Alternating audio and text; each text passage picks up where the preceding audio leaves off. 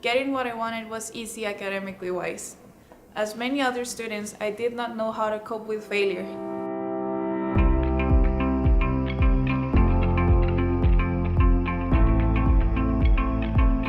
Thanks to my father and mother, I have an undying love for all types of literature. My mother, a firm believer in emotional intelligence and motivational books, always encouraged me to have a book in hand. So, several years back, during a summer break, I discovered her huge collection of motivational books, and as I was reading through a few of them, I read the word conviction in a sentence. As many others, I thought of it as someone being declared guilty of something, but I figured it did not make much sense within context. Actually, the Merriam-Webster dictionary defines it as a strong perception of or belief, or the state of being convinced, and it clicked in my mind. Of course I have heard it before, from my father. He had mentioned it 1,000 times when he lectured my brother and me. This particular experience left its impression in my mind for a couple days, but I eventually forgot about it. Just before starting college, I received news I was denied admission from the university I had dreamt of being part of for most of my high school years. Throughout my elementary, junior high, and high school education, getting what I wanted was easy academically wise. As many other students, I did not know how to cope with failure. I was a typical student used to getting what she wanted and took no for an answer very negatively. So, upon assimilating this and trying to move forward, I decided to continue my college career path in the University of Texas at El Paso, pursuing a Bachelor of Science in Mechanical Engineering. And yet 2 years later, I applied to the same university and a couple other ones with the same mentality as I did the first time. Yet again, I was denied admission from all of them. It was then I could not endure it. I couldn't believe that for a second time, after trying harder, I was still not good enough. It was then I really sank into a depression and my personal relationships and school were affected. I fell into this negative cycle that kept spiraling down until I had successfully terminated my good GPA and personal relationships.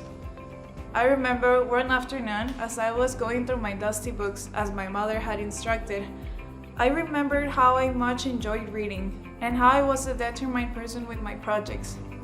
Now, I started really reflecting on what went wrong with these past projects, and through this reflection, I became aware that I had lost myself to criticism and expectations from the people around me.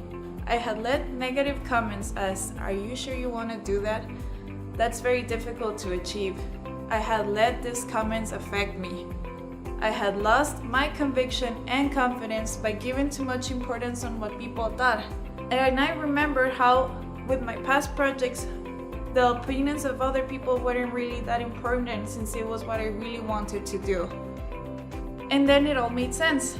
I then recognized of the great opportunity I had to attend the University of Texas at El Paso and decided that in order to fulfill big dreams, I had to act accordingly. So I decided to continue with the University Honors Program, to join Pi Tau Sigma, the Mechanical Engineers Honor Society, and to become a chair member in the American Society of Mechanical Engineers. I was also recently selected to be part of the Global and Regional Sustainable Engineering Program. I also decided that I wouldn't leave the College of Engineering stints list, and I would act with conviction and confidence through every step I would take. Sometimes you are not entirely sure of the decisions you are making, because every decision you make now seems key to where you will be in 20 years, and yes, it is scary. But whatever factors surround you, the belief in what you want to do, even if you are not entirely sure, must persist. Conviction is a key element in every step of the way. Acknowledge you do not know the outcome, but you know you will make your best effort. Be willing to give yourself advice and to follow it.